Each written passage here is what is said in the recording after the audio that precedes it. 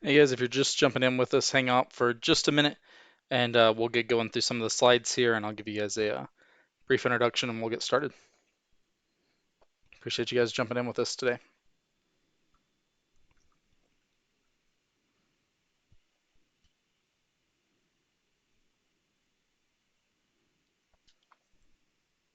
And if you guys wouldn't mind, if you will mute your mics, we do have chat, so you can always throw your hand up or throw a chat in there. We'll be glad to answer any questions you have.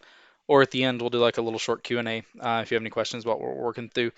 The way this class is structured, we're going to go through a few slides, talk about what DNS Blackholing is, talk about why we should do it on our networks, and then talk about how you can do it at home for free.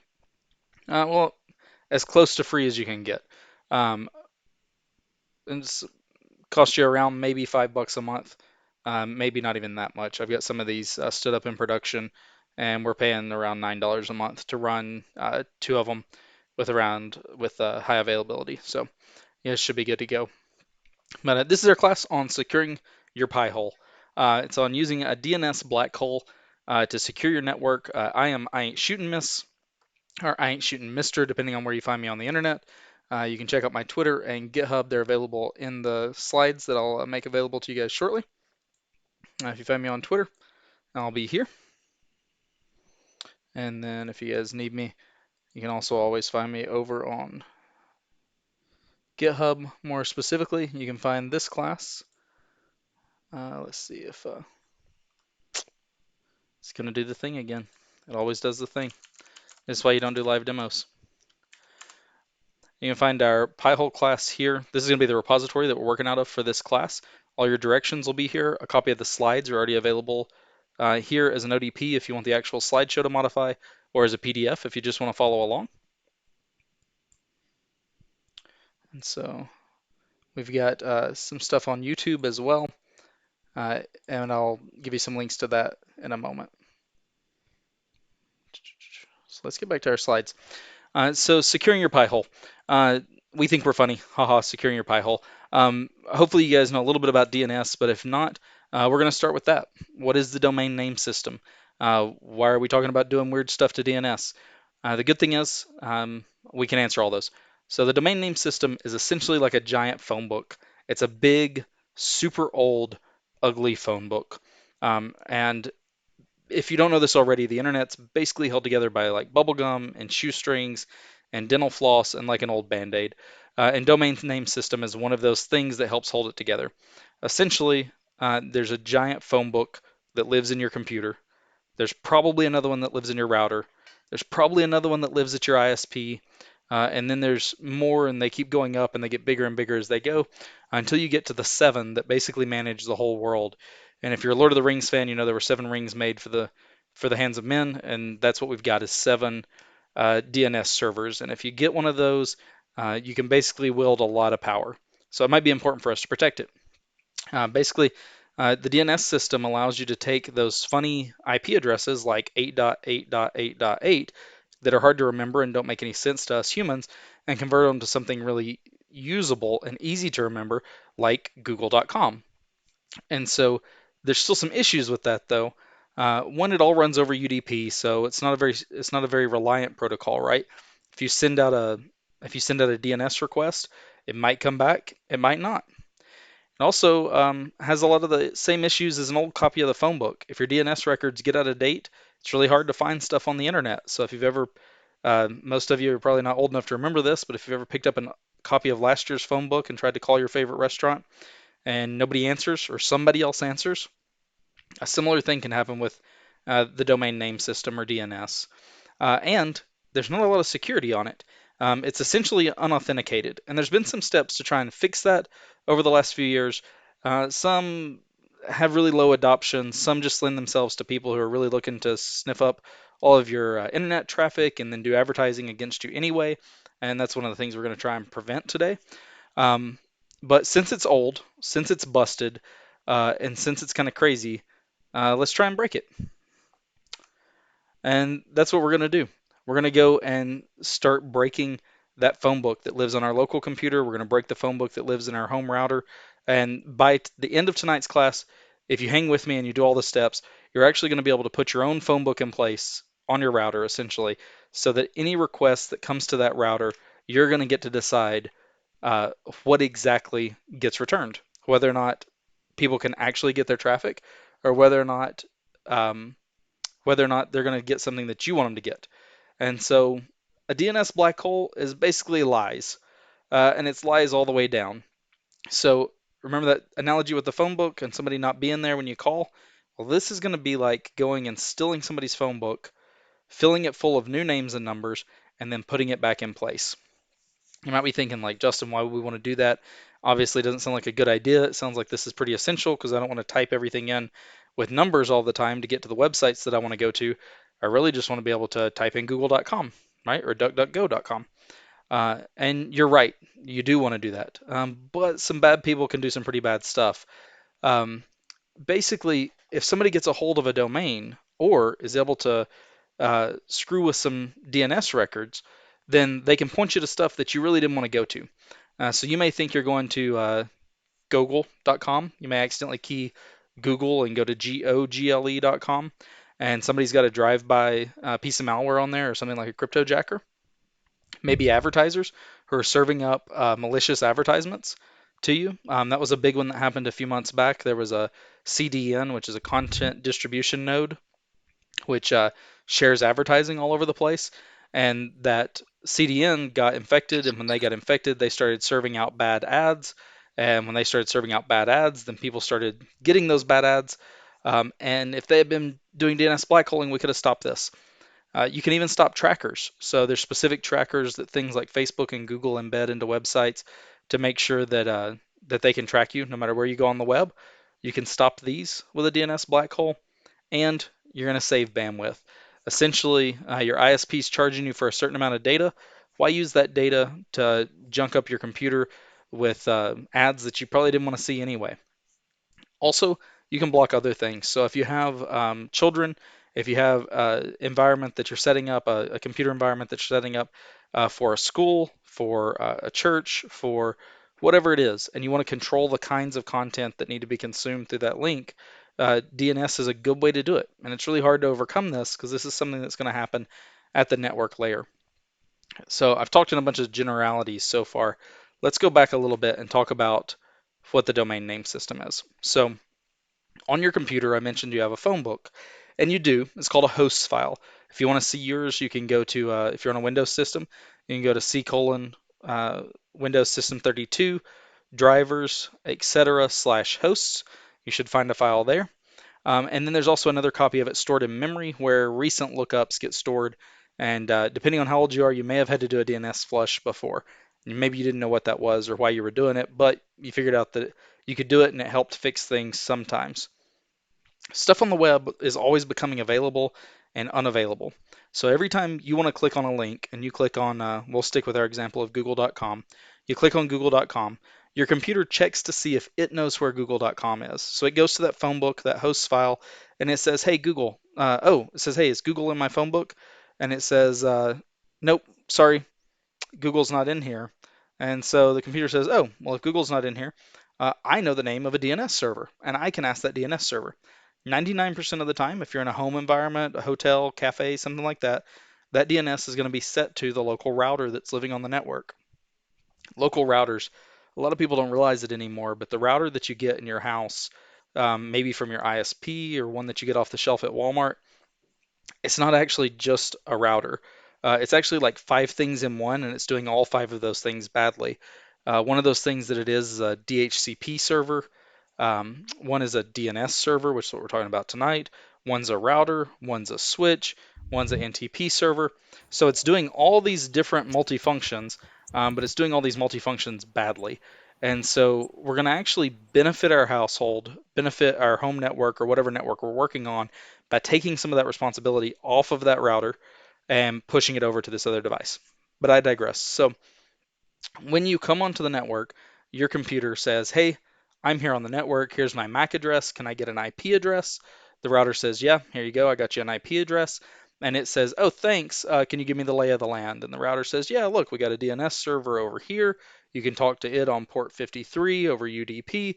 We got a gateway over here. If you want to send traffic out to the internet, you can talk this way. Oh, and by the way, you got a bunch of peers on the network with you, and these are their addresses if you want to talk to them. And your computer says, cool. So it goes back to its phone book, says, let me find google.com. Don't have that in my phone book. Better ask the DNS server. In your case, probably the router. So it goes and asks the router, hey, do you know where google.com is? And the router says, I probably do. Let me check. And it goes in and checks its phone book and it says, I've actually not updated the record for google.com. I've not looked for google.com in like 30 seconds. And so google.com may have left. It may have went somewhere else, or it may have moved to a different IP address, or there may be a better, different, faster route for whatever resource I'm trying to get to. And so it's going to ask. It has a DNS server that it talks to. And so it's just DNS servers all the way down, essentially. That router is going to ask whoever you have set as your upstream DNS, hey man, do you know where google.com is? It's going to check its phone book, say, oh, yeah, I just checked 7 seconds ago. I do know where google.com is. It's at IP address 1234. And it's going to pass that to your router, and your router is going to hand it back to you and say, hey, yeah, you can go to 1234. So the cool thing is, and what we can do with these DNS black holes is that we can actually take, and if we control the DNS server, we can say, hey, for certain things like google.com, if you get a response or a request for one of these, don't tell them it's at 1234. In fact, don't even ask them where it is. Tell them that it's over here at whatever address you want to put in, right? And in this case, what we've done with the DNS black hole is we've actually put in an address of 127.001, which to your computer means home. It means myself. It means if I ask for something and I get back 127.0.0.1, that I have it. So I'm going to ask my own computer. My computer is going to ask itself, hey, can I have this ad that I'm looking for? Can I have this malicious domain that I'm looking for? And your computer is going to go, I literally have no idea what you're talking about. And then your browser is going to go, huh, well, okay, cool, thanks, man. And it's just going to give up. It's that easy. That's why I said it's broken, and we're going to lie to it, and we're going to make it work for us. Um, Guys, is that making sense so far? I'm not seeing anything in chat, so how are we doing on questions or um, anything of that nature? You guys good? Take silence as everybody is good, and we'll keep moving forward. Um, so cool. We Yes, looks awesome. Great. So speaking of malvertising, we actually had I was working with an enterprise, and we had an incident occur, a security incident occur, and it came back and they said we're doing DNS blackholing, but we're paying for a solution, a managed solution, and this company's in charge of going out and finding the bad websites for us, um, and we didn't block these bad websites. These were known bads. We didn't block them. Um, what can we do about it? And we said, well, we can take those URLs and we can submit them to the company, to the third party that you guys are using, and have them add them to the list. We said, but let us check something. We said, we've got some PiHoles running in production for our little side business. Let's check and see. And we actually had the product that I'm going to show you guys tonight. Again, it's free. I'm not trying to sell you anything or my services. The open source threat intel feeds that we were using had already published these URLs as being malicious 3 days prior. So what could have been stopped with a single DNS request actually was allowed to persist all the way to exploitation on the desktop because DNS blackholing wasn't being done correctly. But on the other side of that, if DNS blackholing had been done correctly, then we had the opportunity to stop the attacks before they ever even started. Right? The attacker would have never even got a foothold into the systems for that enterprise. So let's check this out. This is how we're going to do it tonight. I'm going to show you guys 3 different things. We're going to do 2 in depth, and I'm going to walk you through how to use DigitalOcean. So the product that we're using for this is called PiHole. PiHole started as an open source project. It's a super easy to use bind DNS server. It has a great GUI interface on it. You don't really have to know anything about Linux. You don't really have to know anything about DNS. All you have to do is go to the website, follow the commands, they'll get you there. They have an awesome, awesome community of people who support them. I'm going to give a little bit of a caveat here. I am a contributor to the PiHole project, and I own stock in DigitalOcean. So those are my disclosures for both of those things. And I love WireGuard, and I use it, and I'm not smart enough to contribute code back to it, but I get all the benefits of those great people who do contribute code to it. So um, contribute to PiHole, make money off DigitalOcean. If you buy enough droplets tonight, you might drive my stock prices up. Uh, that'd be great for me. It's publicly traded though, so you can get stock in it too before you put your money in. Anyway, DigitalOcean, if you're not familiar, is a virtual private server provider. Think Azure, think Google Public, think AWS. It's going to be one of those things, but much smaller, super secure. I also mentioned this later on in the class, but they have some of the best documentation that I've ever seen in my life. If you want to know how to do anything, you can literally go to their documentation and type in, how do I deploy X software on X platform, and they'll mostly have a guide for it most of the time. I'd say about 90% of the time, the big open source projects, you're going to find documentation on there, and it's beautiful. There's no pictures. Everything is very straightforward, and if you go out there and look at their documentation, you should strive to make your documentation look like their documentation looks. It's that good.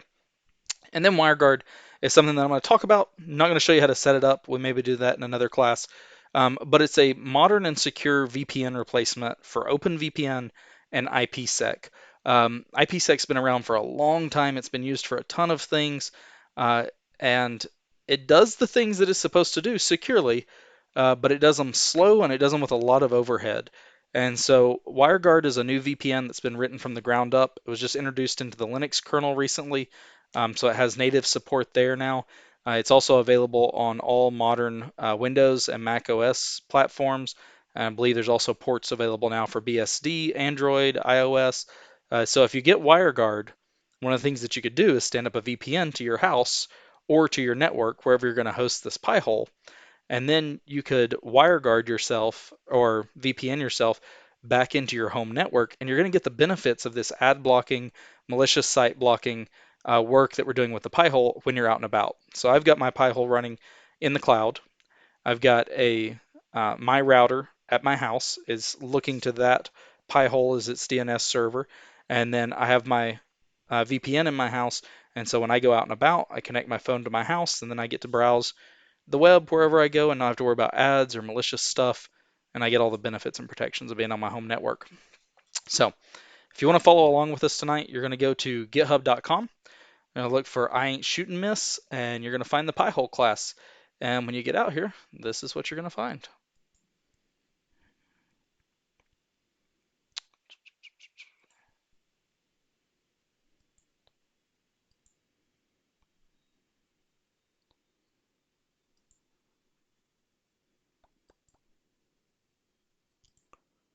Maybe. Let's try again. There we go. You're going to find this PiHole class here. So there's a couple of documents. I pointed them out at the beginning. There's the PiHole ODP, which is the slides you just saw me go through, as well as the PiHole.pdf, which is just a PDF version of the slides. There's the README, which is what's going to be the actual instructions we're fixing to go through. And then there's going to be a PiHole file that you can download. This is actually a backup of one of my production servers. It's going to have all of my ad lists in it. It's going to have all of my block lists. It's going to have all of my allow lists. And it's going to have 2.8 million domains that we know are bad that we're actively blocking. And I'm going to pull this up and show you guys really quickly. I've got a production one. And if any of you guys are script kiddies, you think you're going to be slick and go out and get into this one, we have firewall rules in place for our clients and our customers and ourselves. And so we make sure to block out any requests that aren't coming from IPs that we expect. And these are demo ones for the class, so I'm going to blow them away and bring them back up. And it looks like we've dropped. We were at 2.8 and we've dropped to 2.2. So either a chunk of them got deduped or unblocked, or this one needs to be updated. We'll take a look at it in just a second. But this is your basic interface. So you can see the total number of queries that are coming in to this Pi-hole right now, around 82,000 in the last 24 hours. Out of those, we've blocked about 42,000, 43,000 almost. So blocking over 50% of the queries that are coming in. That means 50% of the requests that were made by these individuals as they were browsing over the last 24 hours. Those queries came in and they were nonsense. They were malicious. They were advertisers. They were trackers. They were trying to follow them around the web. Over 50% of their traffic and you're paying your ISP for data every month. You're paying for your data on your phone, um, and you could get back 50% of that, right? So there's a lot of cool features in here. It'll show you what kinds of query types there were, whether or not the queries were over IPv4 or IPv6. It'll show you whether or not the queries were answered by the block list, which we know in this case they were, or whether or not they were forwarded on to another resolver. Um, DNS, when somebody answers the question, when somebody says, oh yeah, I know where that thing is, that's called resolving. And a resolver usually does that. And so in this case, we're using the Open DNS project, which is open source DNS servers that live around the world. Would highly encourage you to point your PiHole to this if you follow through with us tonight. And then some of them were cached, meaning that they knew where they were already, and they either allowed them or blocked them or whatever needed to be done based on information that was already in the device, based on previous lookups in the last few minutes, right? So if we talked about with Google, there was a time to live. It knew that it had checked Google in the last like 15 seconds, and so it's not going to check again until that time elapses. You can see some of our domains here that we've allowed. So the Ring is super noisy if you use any of these Ring products in your home.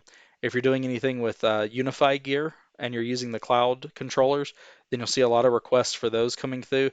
And then we had a lot of blocked domains, right? You can see self.events.data.microsoft had over 25,000 hits in the last 24 hours. So Microsoft really wants to get that telemetry data and get it back up into the cloud. So there's just a brief overview of how this dashboard looks, and then we'll look at the block list, the allow list, and some of the other features later on as we get further into this. So let's get started. If you're going to follow along at home, you really need the Windows terminal. You don't have to have it. I think it's awesome. It's all in one thing from Microsoft that makes our life easier. And so let me show you how to get that here. You can go out to the Microsoft Store. Go out to the Microsoft Store, give it a quick search for the Windows terminal. And if you're using Windows Subsystem for Linux, you probably already have this. If you don't, you're completely missing out. This is Windows' new terminal experience. They got the sexy videos up here at the top. Um, it's not quite as exciting as the video makes it look, but it's a pretty great product. So let me pull up that terminal here for you guys. And the way you're going to get that is on that same page where we just searched. If you want to get that Windows terminal, there's just going to be a big install button. You're going to hit it, and Windows is going to bring it down. If you've used any of the app stores for like Mac OS or even the previous Windows Store, or used something like Synaptics Package Manager on an Ubuntu system, the Microsoft Store is like that. It allows you to quickly grab applications and things, and they've put a lot of stuff in there now. With the Windows subsystem for Linux, you can download Debian, Ubuntu, Kali. I know for sure all three of those distributions are in there. And there's no faster way to get a Linux box spun up on a Windows system than to just go to the Microsoft Store and click it and get started. So if you're going to play along and you're going to install the terminal, if you don't have any SSH keys, you're going to need to do this. If you don't know if you have any SSH keys, you can always run ls or get child item. Depends on which terminal you grew up on. The cool thing about Windows Terminal and PowerShell is that they've aliased a bunch of the commands both directions. And so things that you've used in a Linux environment will work in a PowerShell. Unfortunately, Bash and Linux haven't done the same. So if you get on a Linux system and you type in get child item, it's not going to do very much for you. But if you get in here and check your SSH folder, you shouldn't get a return of anything if you don't have keys generated already. So we're going to generate some SSH keys. If you're not familiar with SSH keys are essentially a public-private key pair. And the public key is called the public key because you make it public. You put it everywhere. You can put it in your GitHub. You put it on your servers. You put it in anything that you want to attest your identity on, right? And the cool thing is if somebody has a copy of your public key, then you can encrypt something with your private key, send it to that person, and they can validate that it was encrypted with your public key because they can decrypt it, right? Um, and vice versa. If somebody wants to send you a secret message and you make your public key available out on the internet for people to go and find, and you say, hey, this is Justin's public key, then they can take that public key, they can run their message through it, which will encrypt it and send it to you encrypted, and then as long as you have your private key, you can undo it or undo the encryption, right? You can view whatever it is. And so essentially what we want to do is generate a set of those public-private key pairs, and we're going to store that public key on our server.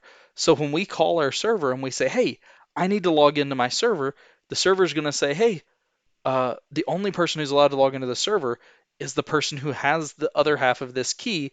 We're going to send you something. Do you have the other half of the key? And if you do, you'll be able to unlock the something that the server sends you. If you can unlock it, you can prove your identity. If you can prove your identity, we'll let you into the server. So this is way more secure than passwords if you protect your private key. So I can't stress enough how important it is to protect your private key. I would usually back mine up somewhere, put a copy of my private key. It's just text. So take the text of your private key, save it in a password vault, something like KeyPass. If you're not familiar with KeyPass, you can also check out buttercup.pw. Both use the KeyPass database underneath the hood, which is AES 512 encryption, which is as secure as we have right now for standard. There's some more secure things, but for in general, AES 512 is going to get you where you need to go. Anyway, enough about SSH keys. If you don't have any and you're running the Windows Terminal app, you can always take and run sshkeygen.exe. When you do that, it's going to tell you that it's saving your SSH key pair into this directory, this .ssh directory. If you're not familiar with the dot convention right here, dot convention just means that folder's hidden, right? If you go and bring up the Explorer and you go to the folder, you go to the Justin folder here, which is my username, and you look, there's not going to be an SSH folder immediately visible to you unless you go and display hidden items. And I'm cool with this. This is a great place to save my key. This is where keys are usually stored at on Linux systems and on Windows system. So I'm going to go ahead and hit enter here. In this case, for the sake of presentation, I'm not going to put in a passphrase. In general, you should have a secure passphrase stored with or integrated into your key. The reason being is if you don't put a passphrase in and you create a key and that public or that private key is lost, there's nothing that stops anyone from claiming to be you as long as they hold your private key. Your private key is kind of like a driver's license. Having a password on it's kind of like having a picture that matches your face. So otherwise, some McLovin can go around, grab your private key, and go use it anywhere on the internet where they can get it to work. And that's why you may see things about private key disclosures on GitHub and other source code repositories, because people are concerned about this. Because if you don't put a passphrase on it, the key will work anywhere. In this case, we're not putting on a passphrase just for sake of demonstration. You should be putting a passphrase on yours. I'm only doing this because the server I'm fixing to stand up, I'm going to tear down as soon as I finish because we're in a lab environment. Uh, no passphrase again, and it's going to say, hey, we created you a passphrase.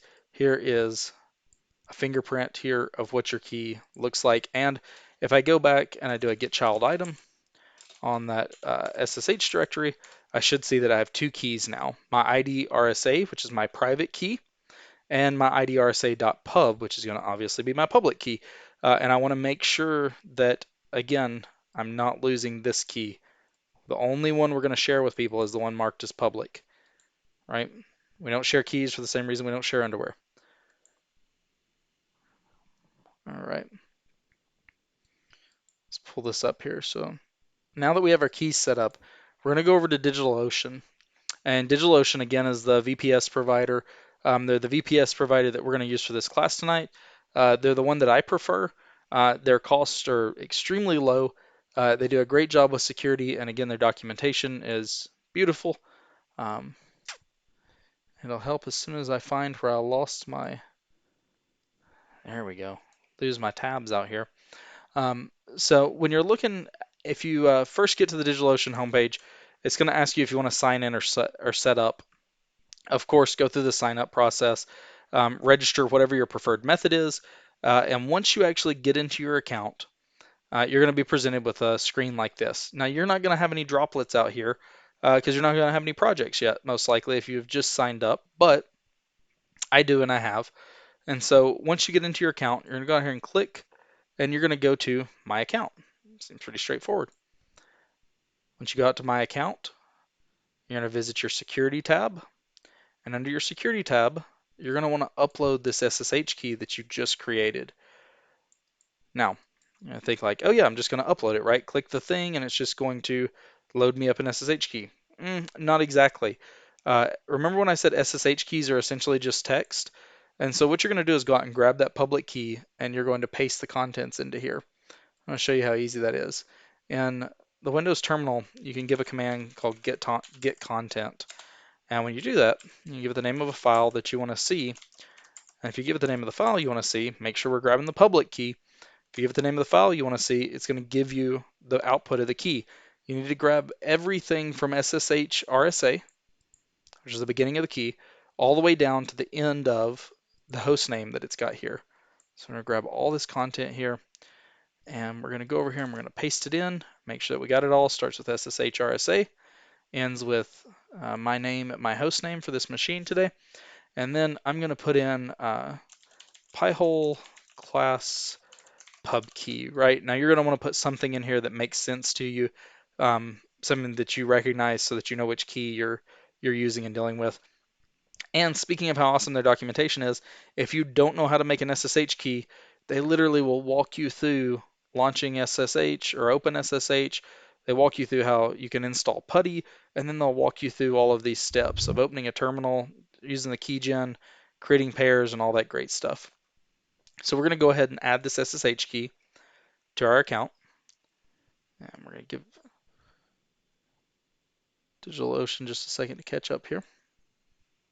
There it goes. Now you can see I've got an SSH key labeled here, PiHole class public key. And if we were to go back and look over at our fingerprints, they use a different form of fingerprint, so I won't go into that. But essentially, we're able to see that the key that we put in is the key that's saved out here. And we'll know it works in a moment because when we go to access our servers, it's going to let us in. And if it didn't, we would know that it was broken and didn't work. Now seems like a good chance to stop for a second. Um, Nick said he shares underwear. Is that an issue? Um, Listen, I I guess not. What works for you. But when it comes to information security, specifically InfoSec, if you're going to work for me or with me, we're not sharing SSH keys and we're not sharing drawers. Just for the record. Any other questions from the chat? All right, let's keep it going. All right, so far you've got an SSH key that you've created, you've got a DigitalOcean account you've created, you've uploaded your key to DigitalOcean. Now what, right? We got to do something with it. So what you can do is on the top here, you'll see a green box that says create. And if you click create here, DigitalOcean is going to offer you the opportunity to create a lot of different things. This isn't a course on cloud stuff. If you want a cloud class, there's some great stuff out there for cloud. I know that there's people in the chat who have a ton of experience with cloud as well, who can point you in the right direction for some of the security things around cloud. Microsoft even has free Azure and cloud training right now. So if you're looking to level up, you want to skill up, you're thinking about a new job or you're a student, there's some great certificates out from Microsoft and other places that you can get for very little money, that'll give you a great insight into all these. But for today, I know you see that DNS one there, and I know you're thinking, man, I'm ahead of him. I'm already ready. I know we're doing DNS stuff. I'm going to click on this DNS thing, and I can't tell you how wrong you are. I'm sorry.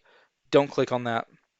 We're going to create a droplet tonight, which is essentially just a cloud server.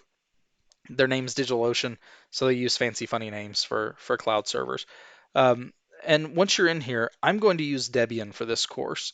And everything that's written out in the directions, word for word, are going to walk you through how to use Debian on a 1064-bit system. But you're welcome to run this code on just about any Linux distribution. Just about any of these are going to work for you. And we're going to stick with this basic plan here. And we're going to do something. We're going to do a regular old Intel CPU with a regular SSD, and that's going to get us away with $5 a month. The cool thing about these servers is that you're only paying for usage. You're not paying for data up or data out. They give you a terabyte of space, a terabyte of transfer space. And so this thing is going to more than get you by. I'm running production systems of these droplets, again, in high availability for customers with these droplets, not necessarily the $5 droplets, but with minimal droplets because they don't take any resources, right? They're sitting there all day going, oh, you sent me a DNS request. Do I know where this DNS request is? No, let me ask somebody else. All right, I got a response back. Let me send it back. They're very low resource servers. The reason why the project is actually called PiHole is because it was originally used on the Raspberry Pi. And if you're not familiar, Raspberry Pis are little single board computers that can actually run a whole Linux stack.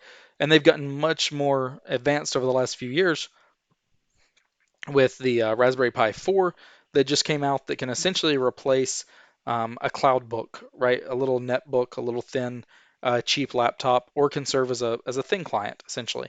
And they run 40 to 100 bucks depending on how much you want.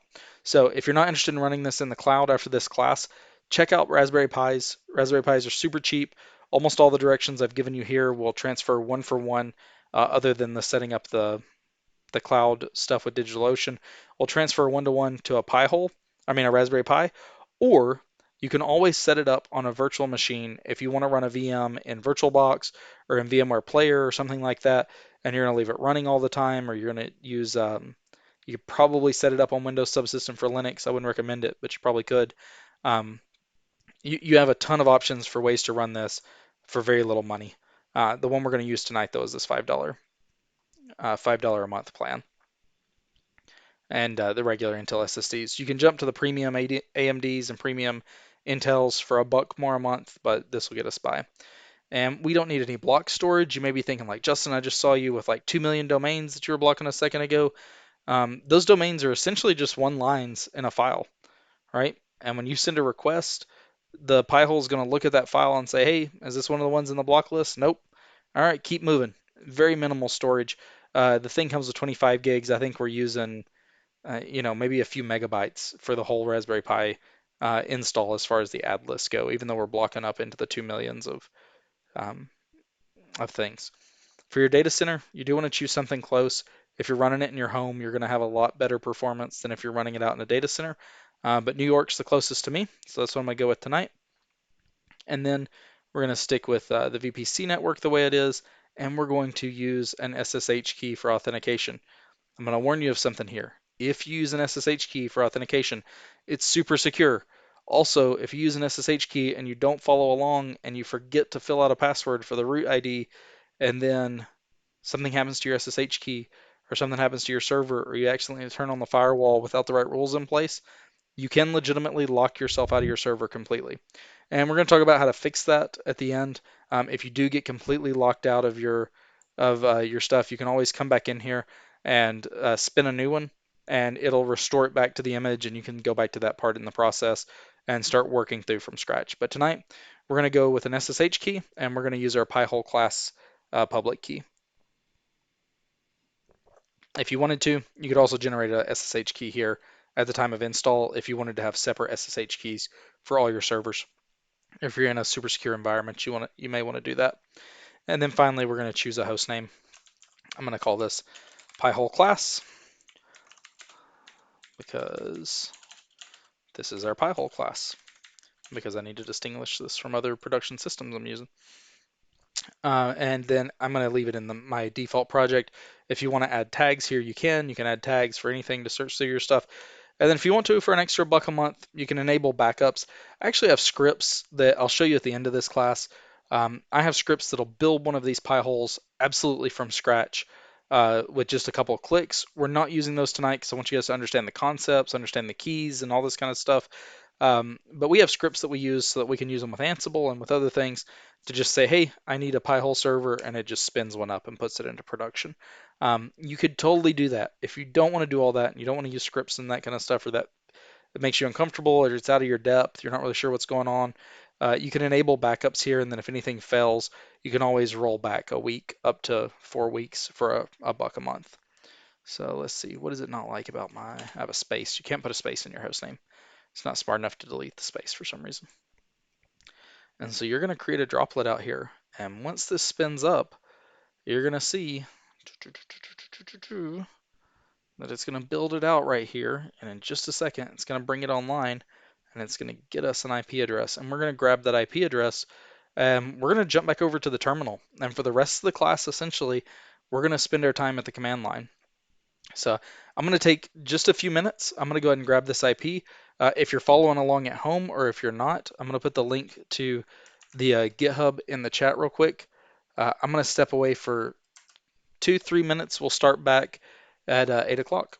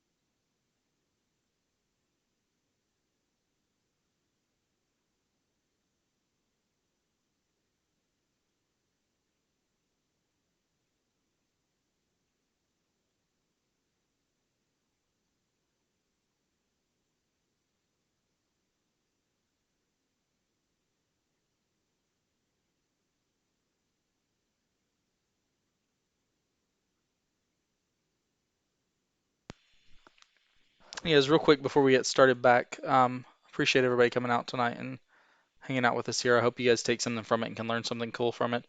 Um, also, let's see if Windows has a verbose command for SSH.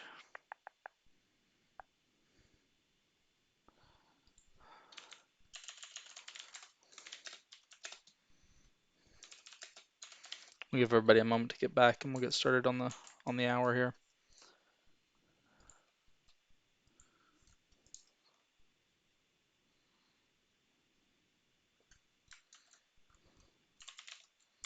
Awesome.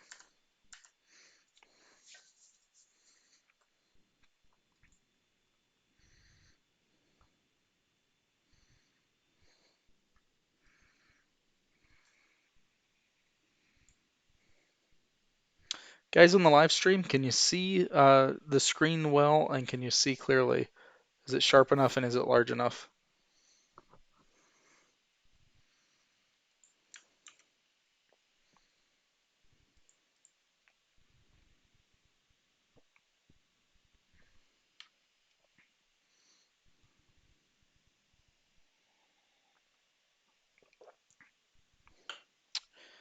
All right.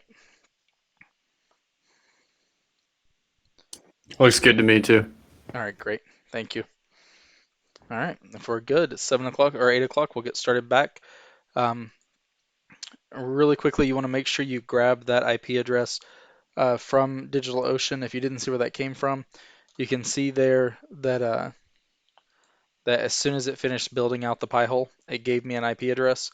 And they're really sweet to us. They give us a little copy button we can hit right there. So if you copy that, you'll get a little copied animation, and it'll go ahead and put that on your clipboard for you. And you're just going to come over to your Windows terminal now.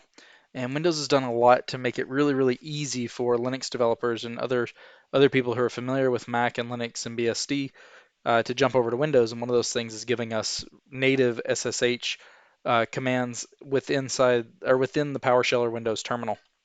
So one of the things we can do here is go ahead and set up our command, which is going to be SSH. We're going to do a -v because we're going to do this as verbose, and we're going to run this as root and the IP address that DigitalOcean gave us. Reason why I did this as verbose, I want to show you guys some of the output here. When you sign in the first time, it's going to check and it's going to say, hey, you know what? We actually found that server. And we were able to talk to it over on port 22, which is what we expected, because that's where SSH normally works. And do we have any of these identity files? Do we have any type of file that looks like this? And if so, can we give it to the remote server? And the remote server says, hey, yeah, actually, I'm expecting a specific key from somebody. And if you have that key, then we can get this done. And so you can see right here, they do some messaging. They go back and forth for a minute, they talk, and they come back, and everybody's happy. Looks like we're going to be able to get connected to it. And then it says, hey, by the way, this is your computer. Your computer says, by the way, we've never talked to 104.248.8.173 before. And that computer also has a fingerprint, and this is its fingerprint. Like, do you know this guy? And if we don't, now would be the time to abort. Now would be the time to stop the connection and go somewhere else, right? But in this case, this is the first time we're connecting to a new server, so we're going to go ahead and say, yes, we do know this guy. We do want to talk to him. This is the server we just built. And it's going to go back and forth, and they're going to talk a little bit more, and they're going to say, hey, yeah, we know each other. And they're going to get those keys worked out. Now, big thing to know is that if you ever go to SSH to a box and that thing pops up and it says, hey, this fingerprint has changed, there's a good possibility that the thing that you usually talk to at that IP address is no longer at that IP address. If it's the case that you're building stuff in lab a lot and your DHCP server is handing out the same IP addresses for the same range, for your virtual range, you may see this more often. If so, you can go in and fix those. It'll tell you how to remove those keys from the known host file.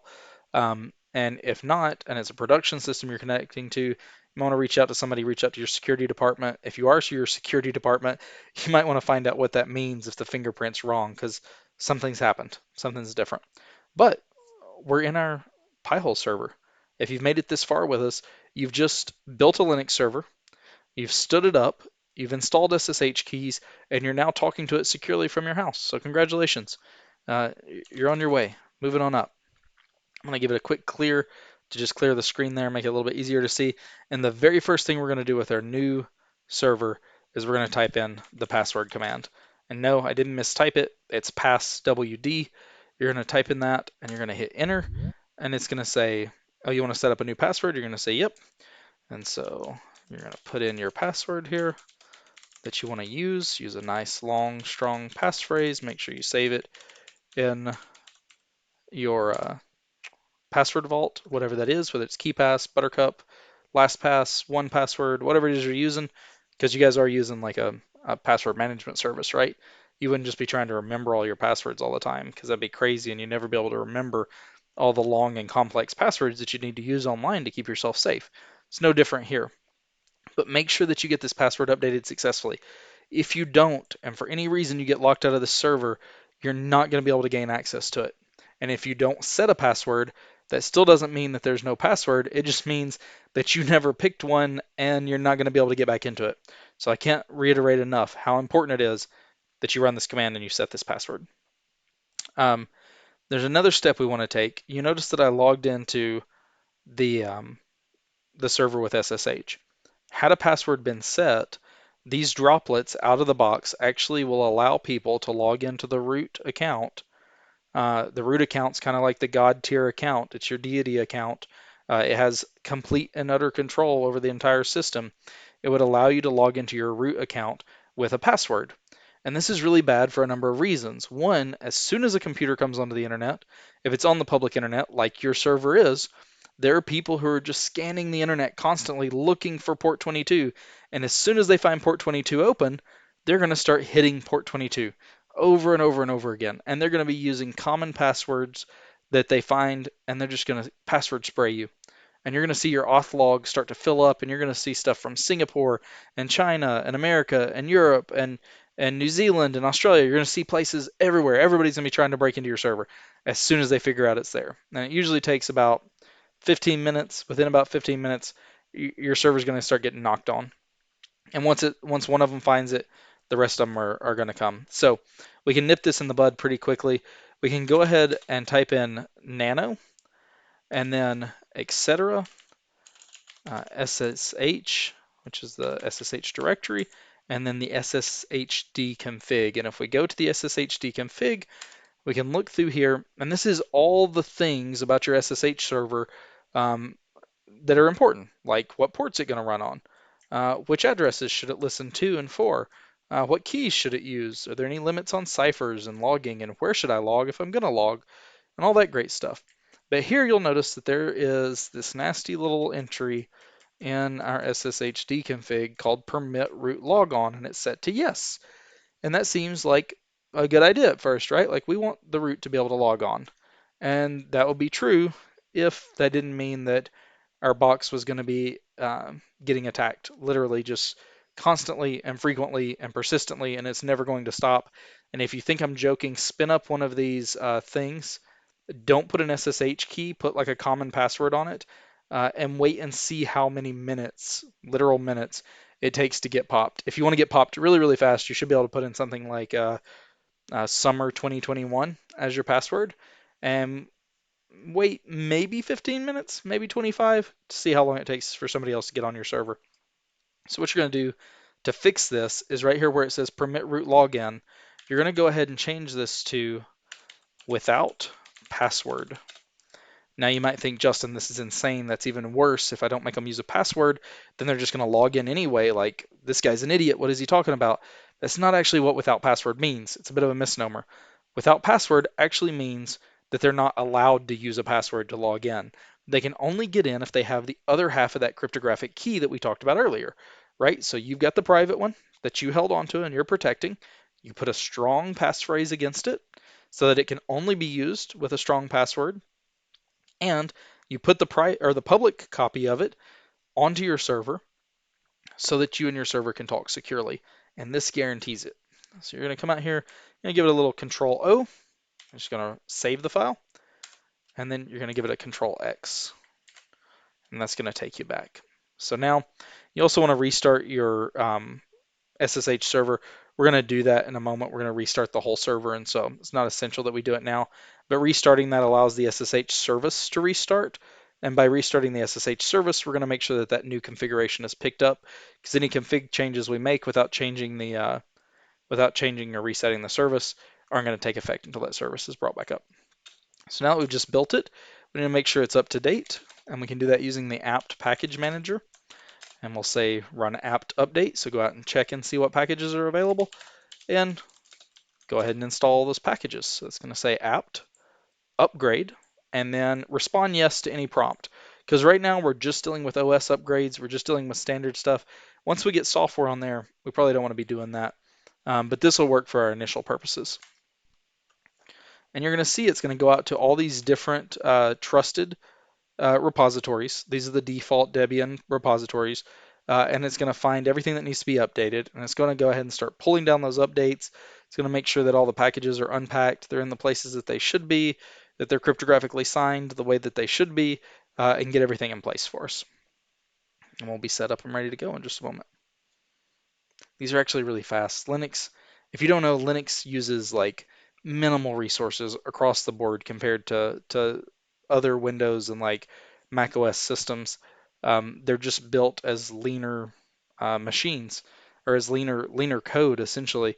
And you can see this at scale when you look at programs or platforms like Azure, where if you wonder why Microsoft came out and has been so friendly towards Linux in the last few years, they realized that Azure's running like 70%, 80% Linux right now. So people are paying Microsoft good money to run not Windows essentially on their platform. Anyway, once you get everything on there, once you get everything upgraded, you're going to put in one more package that we'll need later, and that's going to be the curl command. So the way you install things on Linux is you can do apt, or on Debian specifically, you can do apt install curl and click the button. It's going to say, hey, if you do this, we're going to use another 2 megs of disk space. Is that okay? We're just going to say yes. It's going to go out and get that and set it up for us. And now we have curl installed. If you want to make sure you have it, you can do which curl, and it'll tell you it's using the curl binary that's found in the user bin curl directory. So now that we have that, we need something else. We need some firewall rules. All right, so we've made sure that nobody else can log into our server without our key. Now we need to make sure that nobody else is going out and using our DNS server. Not that they would necessarily do anything bad to our DNS server, or not that we don't want to share a DNS server. But if we're going to put the time and energy and pay into this, then we probably want to make sure that we're at least making sure that this server's up all the time to respond to us. Just like there's people always looking to distort and extort port 22 on the internet, there's always people looking to distort port 53. And you might think, Justin, that's ridiculous. How would anybody maliciously look up domains? And I'm glad you asked. You can do things like amplification attacks. So you can send a request to something like a DNS server and lie about who you are. You can say, I am a different server and I need to know where this thing is. And that's going to cause my DNS server to send a DNS response to that other server that you claim to be. And that's fine if it happens one time, or 5 times, or 10 times. But what happens if it happens 15,000 times, or 25,000 times, or 300,000 times? And what if it happens 300,000 times to my server and every other DNS server that somebody stood up on the internet that they didn't protect? And so what's going to happen? That server that's being attacked, essentially, and possibly your DNS server, are going to go offline. You're going to have a denial of service attack, or a distributed denial of service attack. And we're always trying to do things securely here along the way, right? So it's little pieces like this that are what make things secure, right? We never get to 100% or absolute security. So instead, we have to chip away at it one piece at a time, adding little bits and layers as we go. So we started off with our SSH keys. We're going to throw in a firewall. Then we're going to throw in some rules to make sure that our firewall plays nice. To do that, we're going to go out here into a PowerShell window. And this is why I love the terminal. You'll notice I'm over here in an SSH session on my Linux box. I just hit the plus sign here, and it threw me into a Windows PowerShell. And we're going to do an invoke web request. We're going to use basic parsing, because we don't actually want to return the whole web page. And we're going to send a web request to the website ifconfig.me. And the reason we're going to send one out to ifconfig.me is it works like the ipconfig or ifconfig command on Windows and Linux. It'll actually tell you what your public IP address is. And this is going to be essential to figuring out how we talk to our PiHole. Now, in a minute, when we put in the IP addresses, there's a couple of things. If you're not paying for a public IP address, that's okay. You may not have a public IP address that you want to plug into here. If you get your IP address and it changes on you, or you find that it's different than what we found now, there are a lot of different sources in which you can go and put in your IP address along with a Google of something along the lines of who owns it. And it'll take you to these databases that'll essentially tell you who owns that IP range and how big the IP range is. So in this case, my IP range is 6611, or not my IP range, but my IP address is 6611.253.30. And if I go over to my DigitalOcean page real quick, just disappeared on me. There it is. And go over here to go out to DuckDuckGo. We'll say who owns this IP address. And you can find things like database.ip.com. And it says, hey, this range of IP addresses is owned by Bledsoe Telephone Cooperative. And that's right. They do own that range. That is my ISP, and that's the range that they're registered for. And so if that's the case and you find that you're behind a private IP or your IP address is changing because you don't have a public IP, you can always put these in something called CIDR notation. If you're not familiar with it, look it up. It's going to be CIDR notation, and you may even be able to find one of these websites that'll actually show you what the CIDR notation is for this. Now, if you find that it's 0 to 255, I'll go ahead and tell you it's going to be /24. And so when we write our rules in just a minute, you're going to write your IP address like this.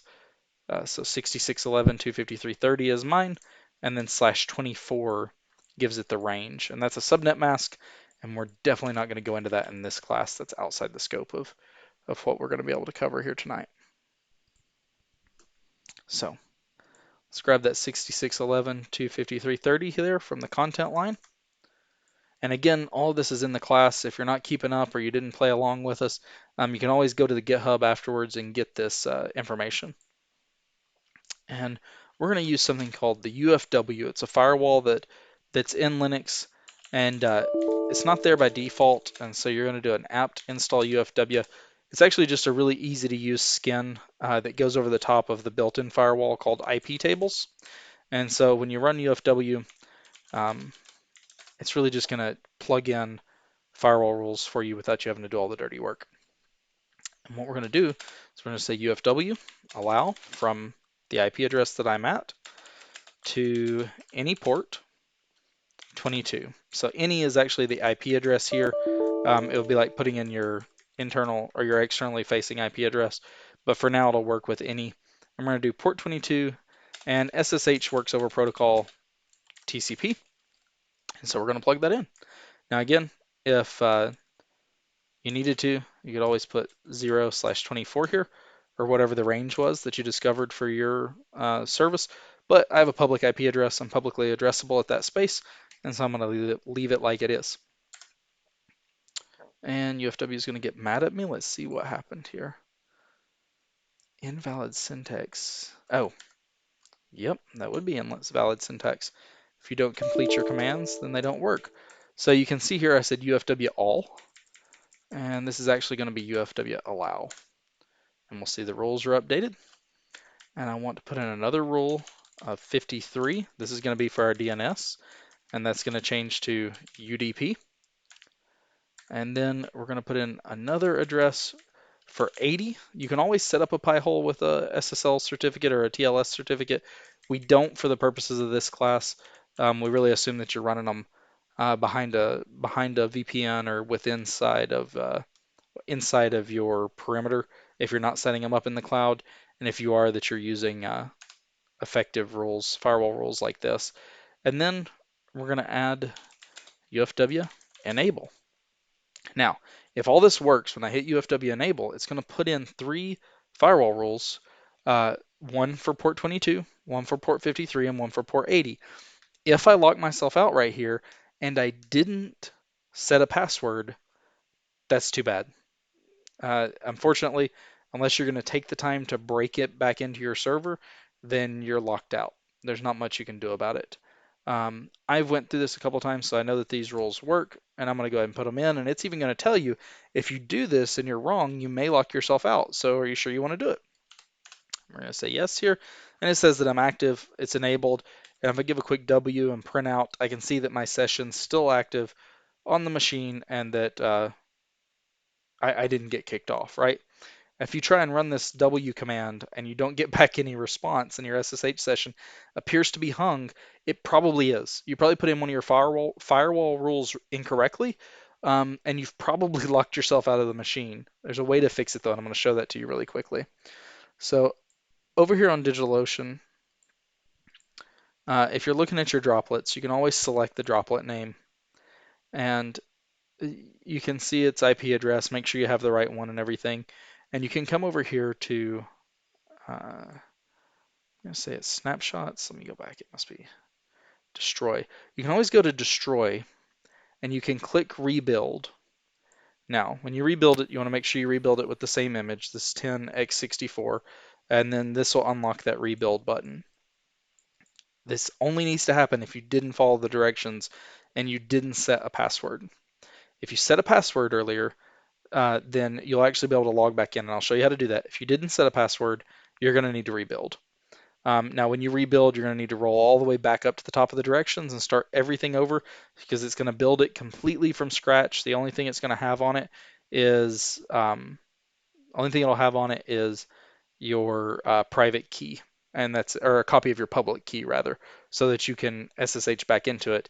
If you SSH back into it, then that would be the time to learn your lesson and set a password on the root account.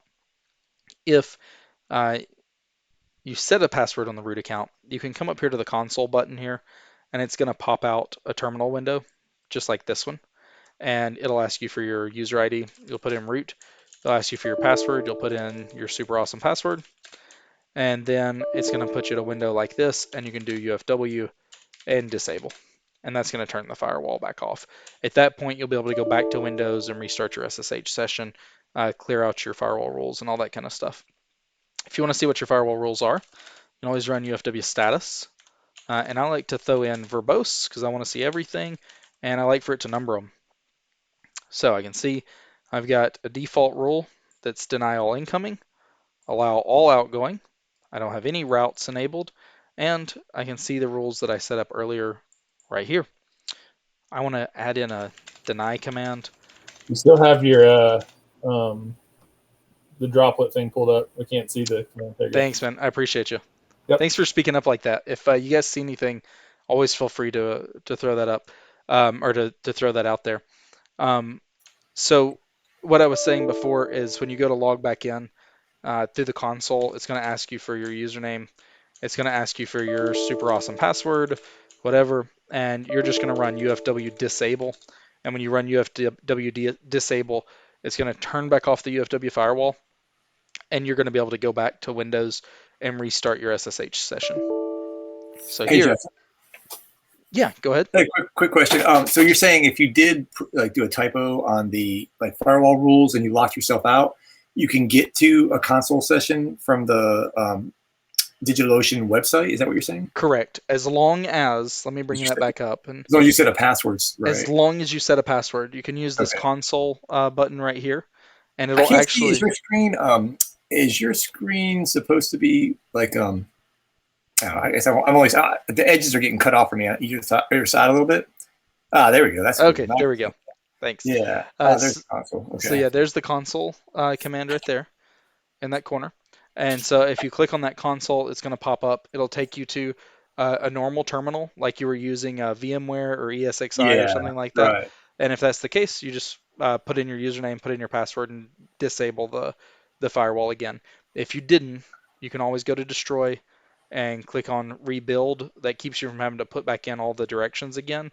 It'll build it back to the state that it was at the top of the directions when you very first started working on the droplet. So if you get your Okay. ranges are wrong or whatever, there's ways to fix it. You're not just busted. Okay, that's what I want to make sure. Another thing, I might have missed this earlier. When you get one of those droplets, did they give you a static IP with that included? Yeah, absolutely. So let me share that again really I quickly. just didn't know if they give you if it's an extra feature you got to pay for to get static or not. No, absolutely. You get a static IP right here.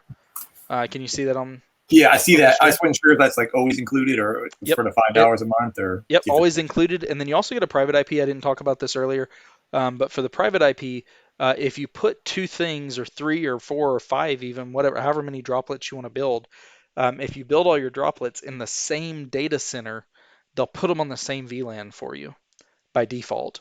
And so if I build five servers out here, all in New York 3 is one of the regions, um, because they all belong to me, they'll put them all in the same VLAN. Now you can change that when you're building them, but essentially that allows you to set it up where you could use one of them as a jump server, you could have one be a VPN server, one be whatever you wanted to do to build those out. And that's why those private IP interfaces are there. And we'll talk more about private IP interfaces in a minute as well. Thanks for the questions, guys. Great questions. Glad to answer them. Let's see here.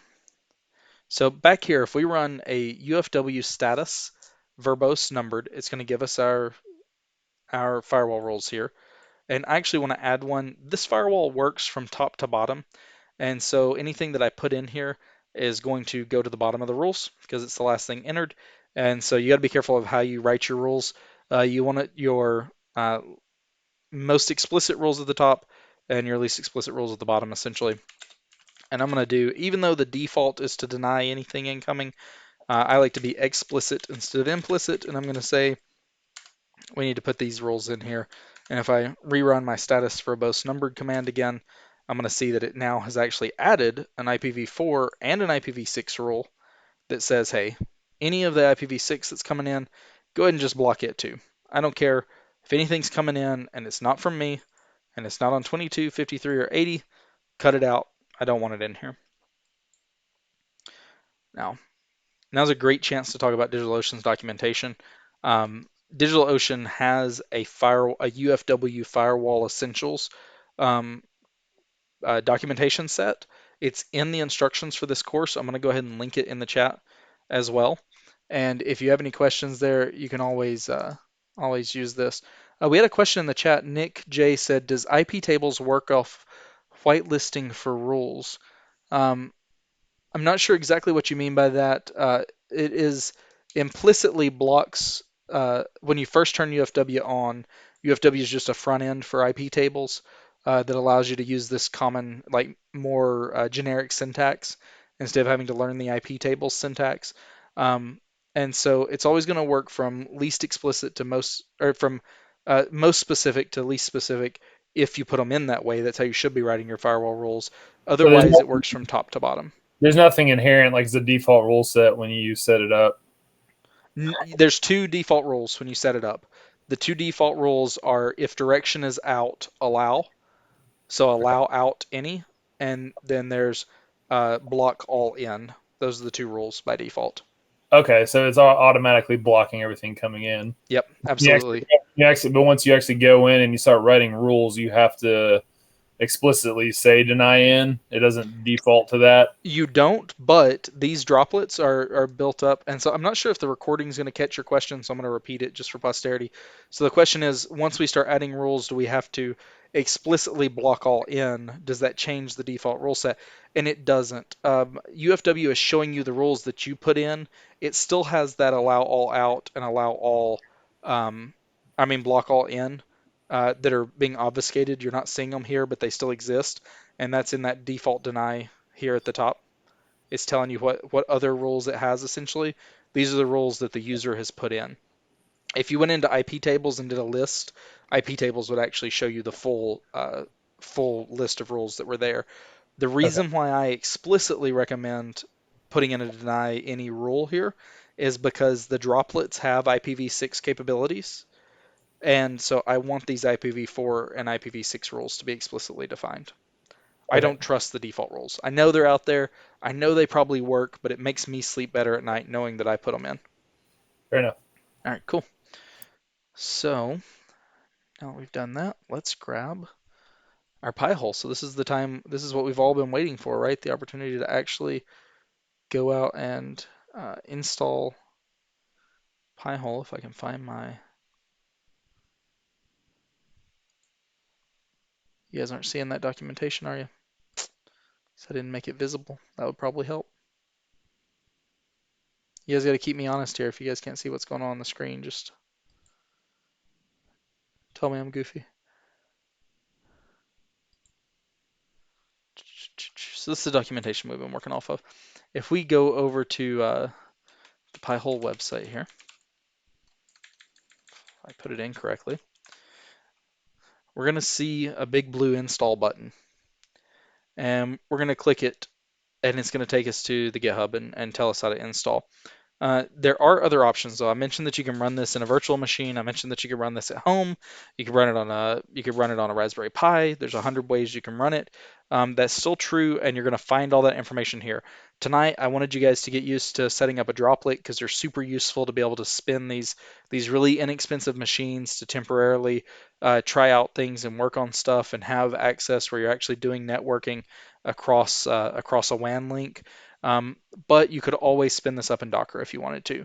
You could always spin this up on Fedora or on CentOS or whatever you wanted to do. There's great directions out here, and the community will help you get through setting all this stuff up. But for today, we're going to hit the big blue button, and we're going to go to this one-step automated install. I'm going to give you guys a warning here. As a security professional, I cannot in good faith tell you to go and curl anything ever from the internet and submit it to Bash without knowing what you're doing or without knowing what it is. Now, in this case, I'm going to show you two things. I'm going to show you how to curl that and actually look at it. And I'm also going to show you how to pipe it to Bash securely. The reason why it's deployed this way is in this case, the server and its software are trusted. It's managed through a code repository and signing process, and the people who deploy it needed a quick and easy one-step way to do it. If you don't want to use this one-step method, you can always grab any of the installer scripts that they make available through the project, or again, deploy it any of the alternative ways. But let's grab this line here. If you trust me, you can run it. If you don't, you can still run it. And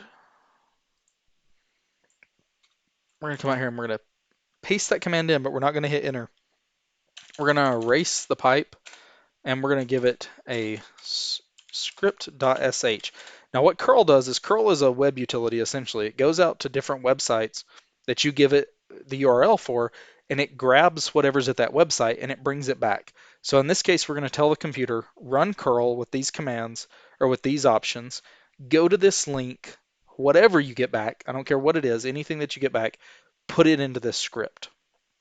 And if we do that, we can run ls here and we can see that we get a file, right, called script.sh, which matches the output of the command that I was trying to send it to. And then we can run more, we can run less, either one. Both are pagers. Pagers are just ways to look at stuff in the terminal without having a GUI so that you can flip through them. And we can see that this is a regular old bash script. We can see where it came from. We can see who wrote it. We can see what it does. And if we start tabbing through the pages here, we can always go through and look at it page by page and find out exactly what's going on. Anytime somebody presents this to you, and you'll see this in a lot of different open source projects, you'll see open source projects say, oh, we have a one command install. They say just curl this script and put it to bash. Bash being your shell, right? So just download it and run it. If you're a Windows person, you may have been doing that for a long time, and you may think like, that's not that weird. Like I download EXEs all the time and run them. And to that, I say, what's wrong with you? And shame on you, and don't admit it. Don't tell people you do that, and don't do it here in Linux world either, right? Use good common sense when it comes to security stuff. But in this case, we know the file, we know what we're trying to do, and what we're trying to do is install some PiHole, and that's what we're going to do here. So go ahead and do the curl and pipe it over to bash. And it's going to go out and start looking, making sure that we're a root user. If you didn't want to run as root, you could always go in and create a user for this and give them sudo privileges. As long as that sudo user executes the script, then you'll be able to run it just fine. And if you don't, it's got a little thing in there that'll say, hey, you didn't run this under sudo. Make sure you do that. If you're not familiar with sudo, it is a best practice for building Linux boxes. So you're going to go get these fancy menus really quick. You're going to tab through them. It's going to say, hey, we're going to transform your device into a network-wide ad blocker. And it's free, and you can donate here. I said earlier I do commit stuff to the project and to the code base, but I do not make any money off of it. So anything you donate to the project is going to go to maintaining the infrastructure of the project. So you can do that if you find that this works out for you. I found that this was better than any other paid solution that we used, and so besides donating my time and proselytizing it to people in classes, I also get the opportunity to commit some cash to it every now and then. Buy a developer a beer. We'll tell you a lot of stuff. I've walked through in the instructions what you need to know here. Essentially, you need a static IP address, which they've already given you. If you're standing this up on your home network using a VM or a Raspberry Pi or whatever, make sure that you assign a static IP address to it. We are going to use interface 0. We would have checked this beforehand. It's already checked and made sure that it found the public-facing IP address for us, and it has. And so we're going to say OK.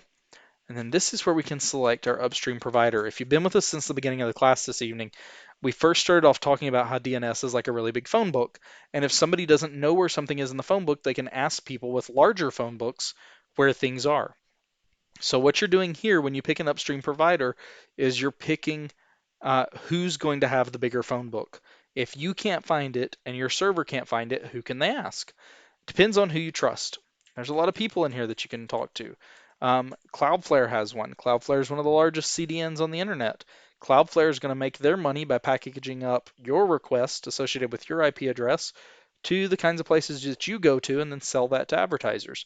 Komodo, probably going to do the same thing. Level 3, probably going to do the same thing. Google, definitely going to do it. The only one that's on this list that I can, in good faith, recommend to you guys is OpenDNS, which is from the OpenDNS project. It's a series of volunteers running PiHoles and other bind DNS servers on the internet that can handle the volume of requests that servers of that caliber need to be able to handle, essentially. And one of those things that will allow you to do is DNSSEC. If you want to get into that at a later date, you can go and Google that acronym, DNS security. Essentially, we talked about in the beginning that DNS is mostly not secure. It's not a really great thing. It's left over from a long time ago, and that's why we're able to do cool stuff like what we're going to do with the PiHole, where we can lie to it and say, hey, I'm so and so, or I'm at a different address or whatever, and the DNS servers just go like, yeah, okay, whatever, I don't care. Like, yep, that's where they are. DNSSEC will actually make sure that you're using public-private keys and that those DNS requests and replies are signed and authenticated. So you can turn that on if you want to. A lot of people are offering DNSSEC now, but a lot of the people who are offering the DNSSEC or Secure Browse, you may have seen Secure Browse from Chrome or Secure Browse from Edge. Those are essentially just making themselves serve as your DNSSEC provider, and then they're just packaging up your data and selling it to advertisers, which is what we're trying to avoid with all this, right? We're trying to avoid the advertisers, the trackers, the malvertisers, the malware, the cryptojackers, all that kind of stuff. So I'm going to select OpenDNS and hit OK here. It comes with a built-in list. I've provided you guys with our custom lists, which is a compilation of all the lists that we could find that run about 2.8 million blocks regularly. This one comes with Stephen Black's just to get started with. It's got about 80,000 in it. It's a great place to start knocking out a majority of stuff. And then we want to block over IPv4 and IPv6. And it's going to tell me, hey, these are your current network settings based on what we found. We see that you're running 104.248.8.173 at a net mask of /20, and our gateway is 01, and we're going to say, yep, that looks right to me. And it's going to say, hey, make sure that nobody else gets this IP address. Make sure it was static. Just trying to make sure you remember. It's going to ask you, do you want to install the web interface? You're going to say, yep, because we're after that slick GUI that we're going to get. And it's going to say, do you want to use our web server? You're going to go ahead and say, yeah, because this is a brand new server. We're not trying to build web servers tonight. And do you want to log queries? The answer for me for this is always yes. This allows us to troubleshoot very easily. There are instances where you may be running an environment where you don't want to log queries. A unique situation that we had previously, we set one of these up for a customer who was going to run one in their home. and they had young men living in the home, young boys, who had recently gotten interested in certain activities, and they just wanted to block the queries, but they did not want to log them, and they did not want to see what was being searched for in their home. So if you're using this as something like a family shield, and you don't want to know what your family's into, go ahead and move that down to off. Otherwise, I recommend you keep it on. If you do keep it on, and you do want to log your queries, you can change the domains that are being actually requested. So if somebody went to adultwebsite.com, you could make it where the domain was hidden, but you could see that a client had requested something. Um, or you could make it completely anonymous where you're just getting the domains, but you can't tell who asked for what. I leave it on show everything for myself. If we're running one of these out in the public and we have a customer who calls in and they say, "Hey, I'm getting blocked. I'm trying to get to this thing, whatever the thing is," it's a lot easier for me to go into the block list and look at the blocks for the last few minutes from that client than it is to try and just guess around and be like, okay, can you send me like the source code of the web page you were on so that I can find the URL that they were calling? And then if there were any forwards in that URL string, then it's going to break it and I'm not going to be able to find it and it's all a mess.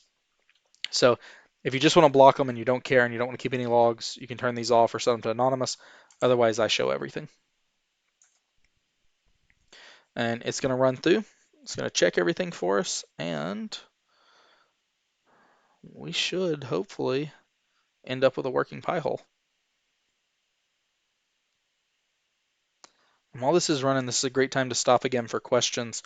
Um, is there anything while this is running that you guys want to talk about, or anything that you saw that you aren't really familiar with or aren't sure about that I can answer? If not, we'll drive on. I'm good. All right, cool. All right, so if everything works out, you should get this installation complete screen at the end. This installation complete screen is going to have two very important things on it. It is going to have the web address at which you can go and access your new PiHole, and it's also going to have a password. Just like the other passwords that we copied and created for other stuff tonight, we need to make sure that we keep this one somewhere so that we can use it. If you don't, there is a way to recover. There is a way to recover the password and reset the password on a PiHole. You will not have to completely rebuild the server. However, for everyone's benefit, I would encourage you to just write it down and then you can go in and change it later if you want to move it. So I'm going to go ahead and hit OK here, and that's it. Just put on the screen on our monitor. I'm sorry? Just put a sticky note on our monitor with the password on it. Yeah, just put a sticky note on your monitor with the password. Go ahead and print out a copy of your private key as well, and you can just store that private key and the passwords for your stuff together. Perfect. Yeah. So once this is done, it'll tell you right here, this password can be changed at PiHole-A-P. PiHole has a whole menu of things that can be accessed from the command line. And so if you're on the command line, you can always type in PiHole-C. That's going to give you a heads up on what's going on. You can see that I've got a host name of PiHole class running on Debian Buster 10. I've got 1 gig of hard drive used out of 25 gigs. This is how much memory we're using out of the gig that we get, and what's active and how many queries we have. Today we have 0 queries because we just built this server. It's only a few seconds old as a PiHole server, so it's not going to have much in there. If you do run PiHole-C and then you're like, I'm stuck and I can't get out of here and there's no GUI and I don't know what's going on, you can always hit Control-C. Control-C will take you back to the command line here. In the command line, there's a whole suite of different things that you can run. One of them being PiHole-A, which will give you the admin options. For the admin options, you can set the preferred temperatures, Celsius, Fahrenheit, or Kelvin. You can set an administrative email for the contact page, so you can choose whether or not there's a contact page when it blocks. We let our customer pages block silently because we don't want to handle that traffic. We just want it to load nothing. That tends to give a better browsing experience. So if you're going to stand this up for yourself, family, friends, something like that, you just want to tell them, hey, if you notice something's not loading on the page, like something's just gone, then let me know. And that tells you to check the block list, right? Check the block list and see if Uncle Bob got blocked from whatever, his fantasy football league or whatever he was trying to get to, right? You can also modify your privacy levels from here. You can change listening behaviors, and most importantly, you can set a new admin console password. One of the things to be cognizant of, you don't have the password to reset the password. I think this is a security flaw. They say that you should secure the server. I disagree. I don't think I should be able to set the password by just typing that, but I can, and I can even take the password completely off.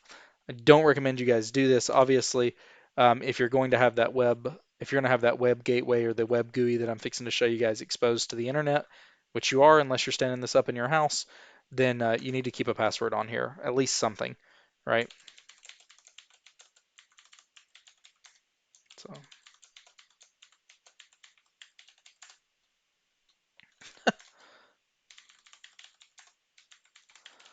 if I can type, there we go. All right, so let's switch over to the web GUI.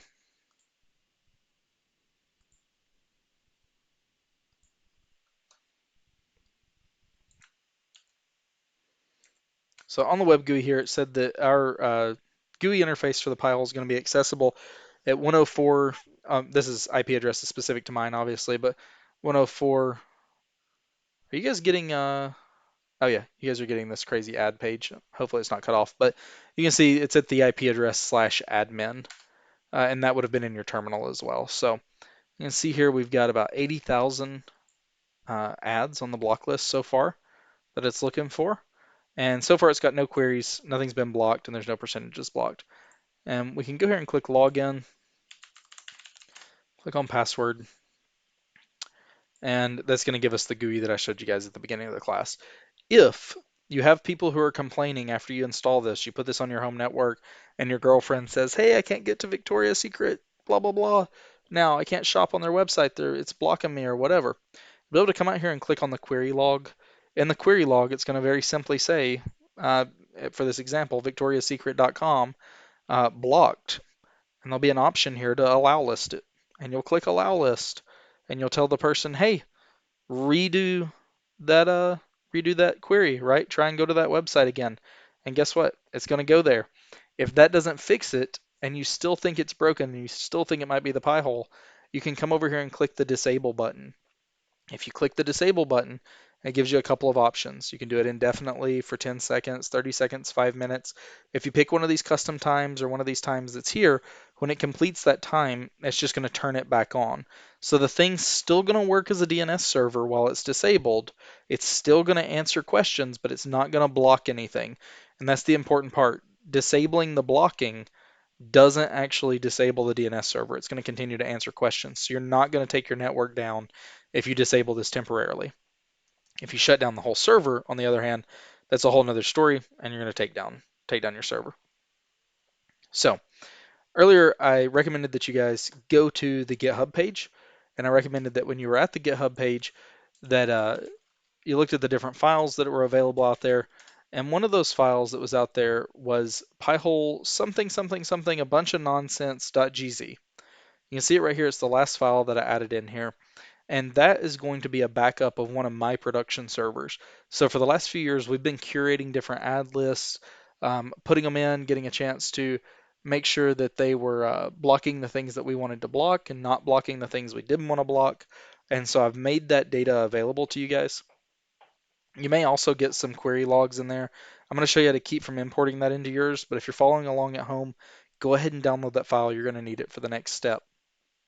So for the next step here, we're going to go in and go to our settings. There's all kinds of settings you can get into here. We're not going to worry about them right now. For right now, we're going to worry about the teleporter. And the teleporter actually allows you to restore a backup of your server.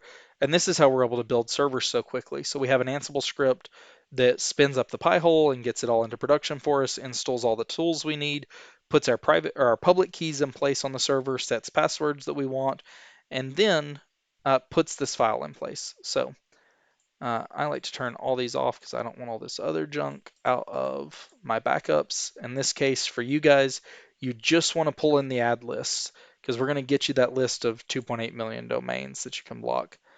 And for me, you're going to go through your downloads. You're going to find that GZ file, and you're going to see it listed right there. Oh, and then you're going to click on it like a goober and make it go away and have to click it again. There we go. You can leave the clear existing data if you want to. If you're doing a new build, you shouldn't have any existing data out here. And you're going to click restore. And it's going to say, hey, I got 59 new ad lists out of this. This is working out. This is good. You just close this window after it happens. As long as you're getting that OK status, then you know that it worked. And you'll be able to go back here to tools in this case. And now that we've given it a new ad list, we probably need to check those ad lists we just gave it, right? Because we just gave it 59 new locations for it to check on the internet for lists of known bad or malicious domains. So we can hit update gravity here. And gravity's the silly name that they use because it's a PiHole, and a PiHole's like a black hole, and we're doing DNS blackholing, so gravity's involved. You'll see a lot of goofy stuff like that the project's done just for theming and for fun. Essentially, gravity is the block list, and updating gravity updates the list of things that get sucked into the black hole. That's the joke. So if you update here, it'll actually start to enumerate all those lists. So it's going to go through the list of 59 URLs that we gave it. They're just URLs. And it's going to look at those URLs and say, do you have a list of, it's essentially running curl, right? It's going to say, do you have a list of domains that you know to be bad? And that website's going to say, yeah, I do have a list of domains I know to be bad. Here it is. And PiHole is going to take those and it's going to load them into its database of things to block. While that's updating, any questions from the chat? I can't see the chat while I'm working, so I'm kind of missing if you guys are having conversations in there. I don't always get to see them.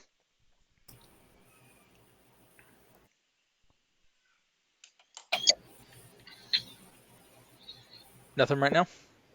No, I don't think so. All right. Are those the websites? Those are websites that are built by somebody to just compile lists, basically lists of known bad user sites, kind of like threat intelligence type stuff, or Yeah, that's a great question. So for the recording, are the websites that we're giving it, are the 59 websites that we're giving specific to threat intelligence and things like that? Are they just websites that are built for that?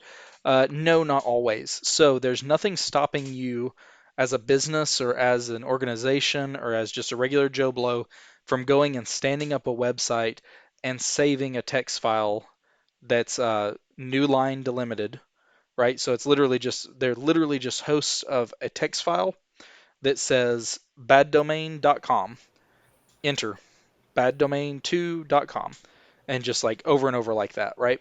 okay. And so what's happening out here, and some of these will be hosted on GitHub. You'll see they're hosted in all kinds of different places. So it goes out to this, and it said, hey, looking on GitHub, I go to the repo for Stephen Black. He hosts this specific one that has these 80,000 domains on it. And I found it, but that list was already implemented, right? And then some of these, it looks like we've got a few duds in here. Zeus Tracker used to provide a block list. Looks like we got a 503 when we tried to do it against theirs. So Zeus Tracker had some that they publish. Somebody had one for simple tracking. Somebody's got one for simple ads. These are just things that we found to be beneficial over the years and rolled up into these. Some of them will be very specific though. And some of them may be from people that you recognize, like Firebog, who are going out and doing some kind of threat intelligence and publishing these lists constantly, daily, weekly, hourly, whatever. So you can update Gravity as often as you want to. But once you update Gravity, you should get this screen returned to you. And you can go through and check all the block lists. If you really wanted to, you could go through and find these that are duds now, because we've been compiling these over years. So some of these websites may have went away or whatever. You could go out here and find these though, and then remove them from your ad list if you wanted to. But you can see these are specific. This one's specific to malware. This one's coming from Mandiant, so they're going out and finding the apt1 report appendix. It's coming out and it had 2,000 domains in it. So some of this is going to be uh, specific InfoSec stuff, stopping malicious sites. Some of it's just going to be your run-of-the-mill content distribution networks, just ad sites full of ad junk. So if we go back to the dashboard here, we can see this is breaking my heart. We were at 2.8 million yesterday, and I was pretty convinced that when we updated, we were going to hit 2.8 million again, but it looks like we've dropped down to 2.2 million. So either we've lost a significant list off of our list of ad lists, somebody's blocked us or been taken down or went down, or a bunch of sites have gotten allow listed for some reason, right? They've gotten added back. They were listed as malicious and now they're not malicious anymore. That can happen. These numbers will fluctuate as we're using open source intelligence. Of course, some people are going to list something as bad because they think it's bad. Somebody might list it as good because they think it's good. Somebody's going to list it because they need to list it because their business doesn't care if it's good or bad. Um, the PiHoles don't pull from other PiHoles on the internet. Everything is self-contained in the PiHole, so the PiHole only talks to people you allow it to talk to, only when you allow it to talk to, and it only does updates and things when you tell it to do updates. So it's not going to go out and like speak to the PiHole project. It's not going to go do weird stuff and update on its own. Uh, you kind of got to babysit this. The way you can fix that though is you can always go and write scripts, cron scripts that'll run at a certain time. So you can write a cron script that essentially says, "Hey, run the PiHole update command every night," and just pull in whatever the latest thing is. We don't do that in production, but if you're going to stand it up on your home network, there's little threat from setting up one of those cron scripts and having it run for you all the time. And that's easily done through if you're over here in the terminal. The command to do that is PiHole-G will update gravity, which is what we just did in the GUI, and then PiHole-up will actually update the PiHole, like actually go out and do a call back to the project and find everything and update anything, whether it's the web GUI or anything. So let's get back on theme here for a minute. Looking at the class, after we've got this in here and we've updated gravity, we need to point our router at the PiHole. There's a couple different ways you can do this. It depends on what what kind of router you have. I'm going to show you how it works on mine really quickly, and then you guys will have to Google probably and figure out how it works on yours. For mine, I'm using the Edge Router X. It's a previous product from Ubiquiti. And on mine, under the services for my LAN, on the DHCP server, I actually have it handing out my DNS servers, right? So these are the ones that I showed you earlier that are in my lab, the 134 and the 209. And those are actively working and handling DNS inquiries. I'm not going to change them right now because I don't want to lose my stream with you guys or cause any hiccups in my stream. But essentially, you can put them in here and they're going to start showing up and blocking queries. And so to show you that, I'm going to jump over to one of our live ones instead of this one. And if we jump over to this one, this is one of the ones that's in production for us. You can see we've got the 2.2 million domains, and I can see the last few things that were here. Green things obviously mean that they were resolved. You can see what time they came in, what type of record it was. A is IPv4. AAAA, or 4 A's, is going to be IPv6. It's going to tell you the domain they tried to get to, who tried to get to it. In this case, this is my public IP address, and whether or not we answered the request, right? Whether or not we resolved it. And then here on the side, you can see if you want to block list or allow list, or blacklist or whitelist there. We can see for self-events.data.microsoft that one was blocked. And we can do something cool here with the whitelist where we can say like, let me just think of a website really quick.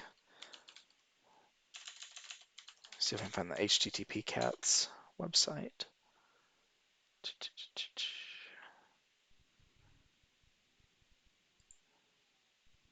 Yeah, perfect. HTTP cat. So this is a website. If you've never been here, this is just a really fun website. It equates HTTP responses from servers with little pictures to help you remember what they do, like 405, method not allowed. You're not allowed to eat the cat while it's alive. You got to cook it up first. 100, continue, or whatever. You can go through and look. But this is a cute little website. And if we look in our PiHole now, in our query log, we should see that somebody went to HTTP cat, and we can see that it shows up right there, right? Here's the time and date. Here's the domain that they tried to get to, HTTP cat, and it was resolved. But I'm going to go ahead and add this over to my blacklist. And it's going to say, hey, we're going to stop this now. If I go over here, I try and get back to this domain. Once my computer clears it, I'll have to wait a few seconds for my computer to give up on the time to live. Once my local phone book kicks that entry out, it's going to ask the server for it again. And when it asks the server for it again, we're just going to get a blank page. And after that time to live's expired, I'll show you guys that. But basically, with the time to live, when a DNS record comes in, the DNS record brings with it a couple of things. It brings in the original domain name that was requested, like HTTP cat. It brings in the IP address of the server where HTTP cat lives, and it brings in a time to live. And a time to live basically says this is the amount of time that you need to keep this record before you need to ask us again or try and find this record again, right? So once the time to live is expired, then it'll ask the other server for it again. Oh, and it's just occurred to me I have a secondary server that may be responding. Let me disable it really quickly. Are blacklisted over here as well. And the way you put these in is you literally just come over here, click on blacklist, put in the domain you want. If you're familiar with regular expressions, you can do that as well. You're gonna add it to your blacklist, and I can see here that I've got it, http.cat. And let's see.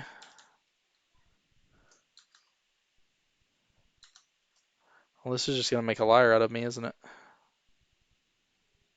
Let's see if it added to our blacklist over here correctly. http.cat.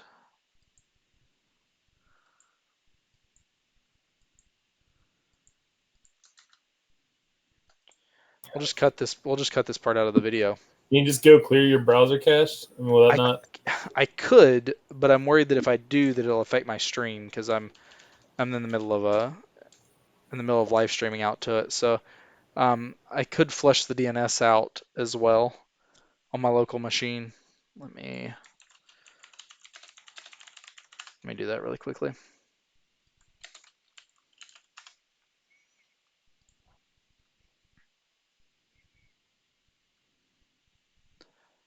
Let me jump back over here and I'll show you guys this. If you're not familiar with how to flush out in a Windows system, you can come over here and do an IP config flush DNS, and you should get a successfully flushed DNS resolver cache. That's going to be your local cache, your local phone book, as we've been talking about it kind of. And then I'm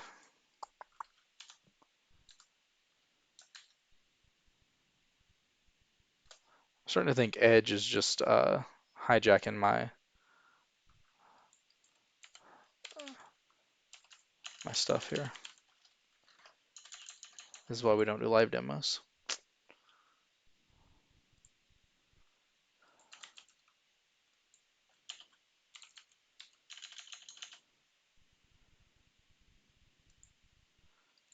Well, if I'm not asking for it and you're not asking for it, then where's it coming from?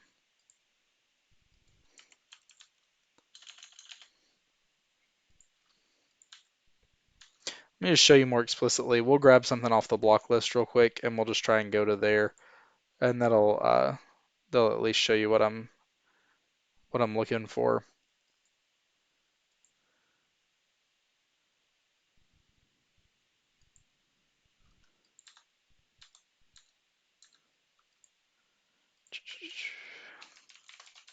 So one of the things that it'll block once you turn it on and you get it in place, it'll block Google Ads. So if you put in something like Weed Eater, Google Ads will put in all this stuff at the top and it'll say ads across the top.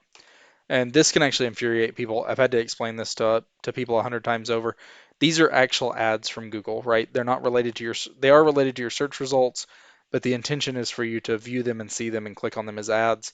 They're similar and they're served from the same places where ads are served from for other things. And so lots of times when you go out here, if you see these and you try and click on them, you'll end up getting a dead page like this. And you'll be like, what the heck? I was just trying to look at this Weed Eater that Google offered me. And when you were looking at it, Google said, yeah, this is hosted on Ace Hardware or Lowe's or Home Depot or whatever. But when you actually click on them, you'll notice that the URL says Google Ad Services. So what they were doing is they were showing you something, and when you clicked on it, they were going to do a redirect. So they were going to get your information, because when you went to their page, they were going to get your user agent string and all this other information about where you came from and where you were going and what you were searching for and any cookies you had. And then they're going to package that all up and say, hey, we got this guy Dylan with Weed Eaters looking for Weed Eaters over here. You should offer him a deal on Weed Eaters. and they're going to pass that traffic on to Lowe's or whoever else and then charge them for running their ad. And so this ended up stopping that. And if we go over here and look at our PiHole, we should be able to see where in the query log Google Ad Services were blocked. So you can see right here. So this is the user experience you can expect to see if things are being blocked outright on a page.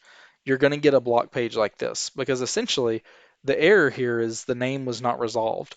That's because when it asked the PiHole where this ad was, the PiHole said, "Oh, this is on the list of things that we lie about." And so we're going to tell him that he already has the ad. We're going to say the ad's on your IP address. It's at 127.0.0.1. You just need to go there and look for it. So it's going to ask your computer, "Hey, can you go to the page ad folder and get me this ad?" And your computer's going to go, "I have no idea what that is. I don't have that, and I definitely don't. I can't give it to you." And the thing's going to go, "Ah, crap. There must be an error in the name resolution." And there is, because we're intentionally hijacking the name resolution, right? We've made it where it doesn't work anymore.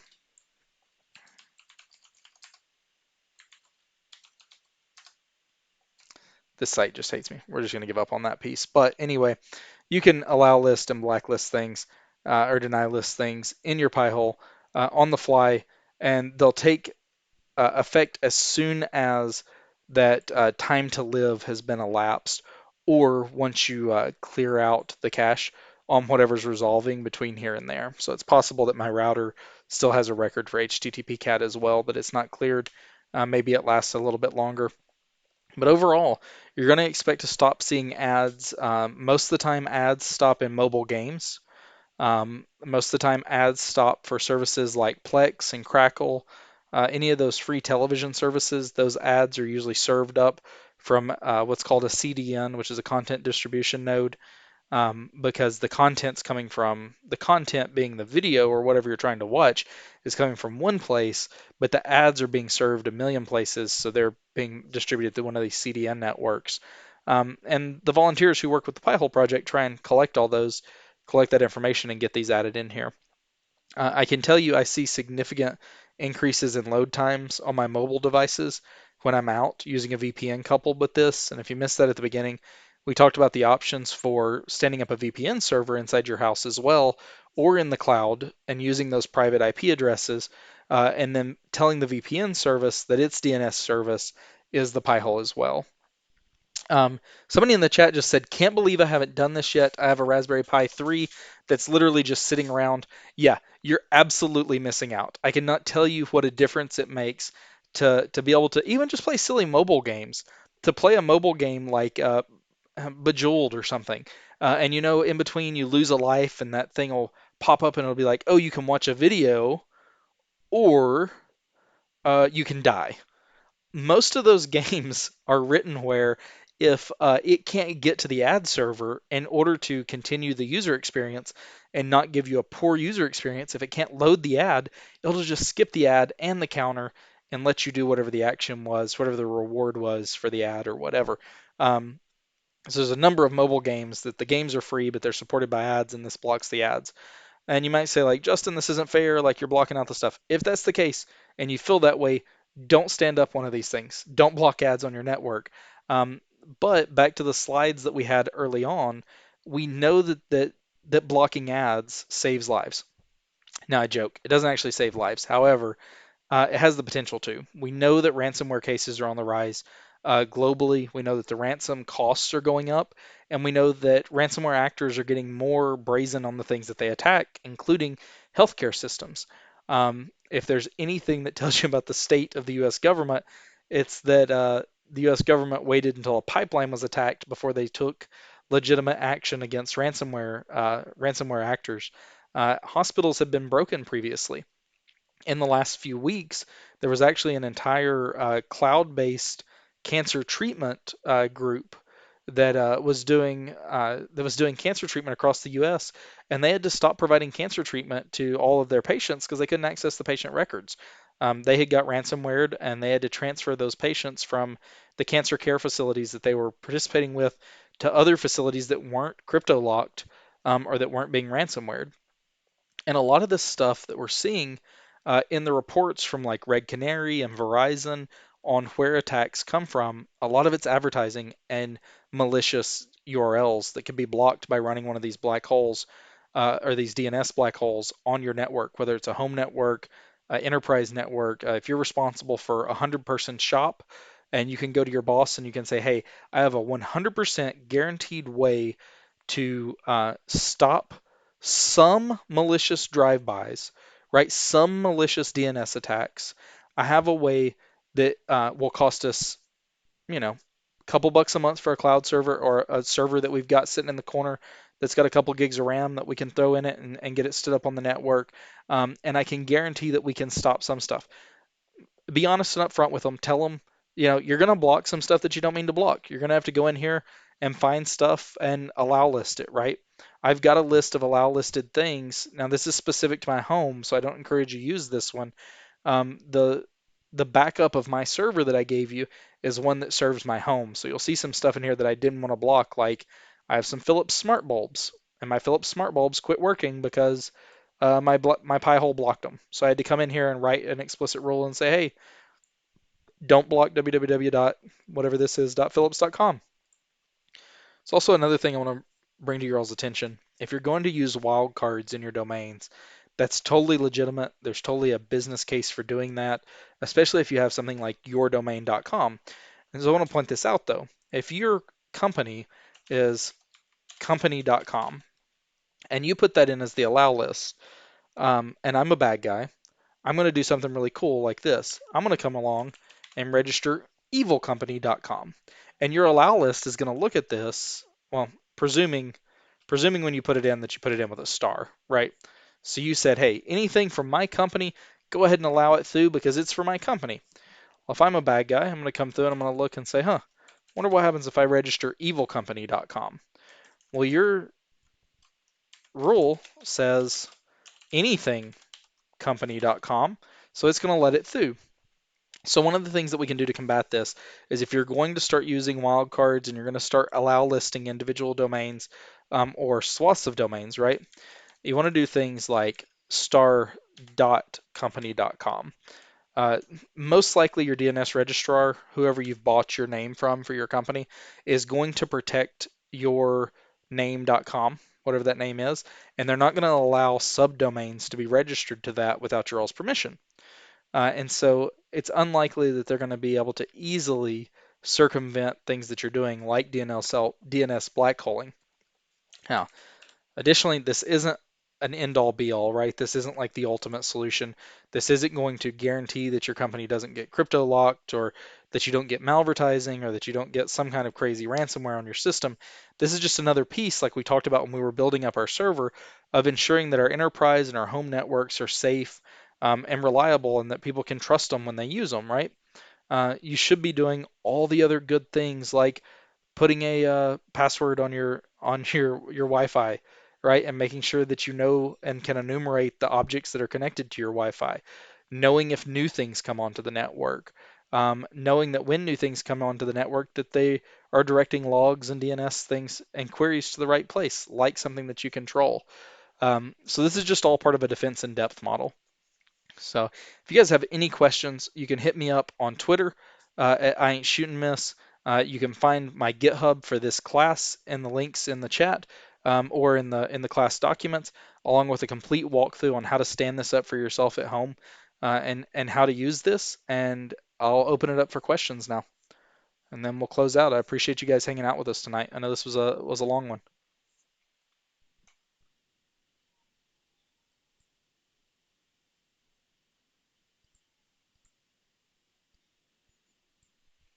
Anything from the group? The YouTube channel. The YouTube channel is going to be able to be found at. Let me bring it up here,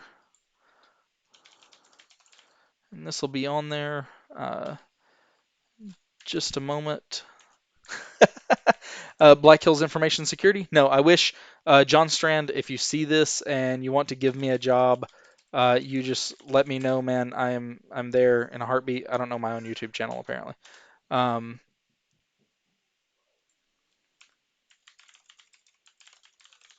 is this a trick? Did you guys log me out of my own YouTube before? Let me go back over here.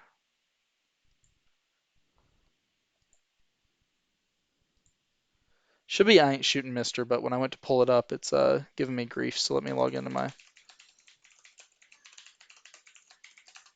You already found somebody in the chat said they found it. If you've got it, can you give a link to it?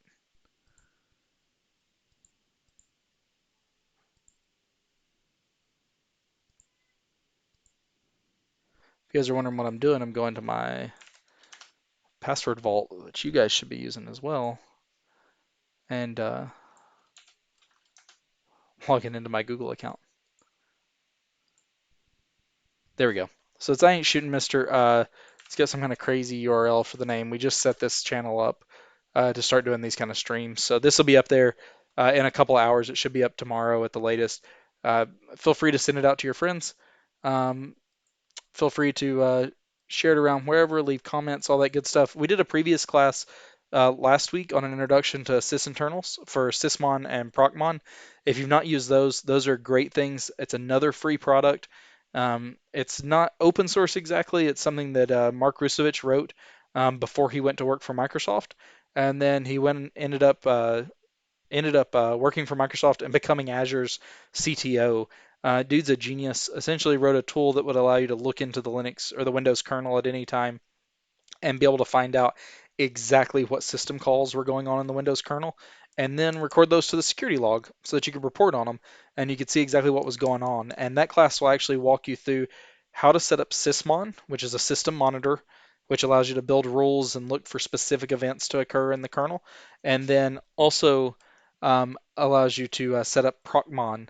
And Procmon is a kernel level hook to be able to troubleshoot products and troubleshoot vendor issues, troubleshoot network issues, troubleshoot registry issues, troubleshoot file locks, and everything literally on the fly.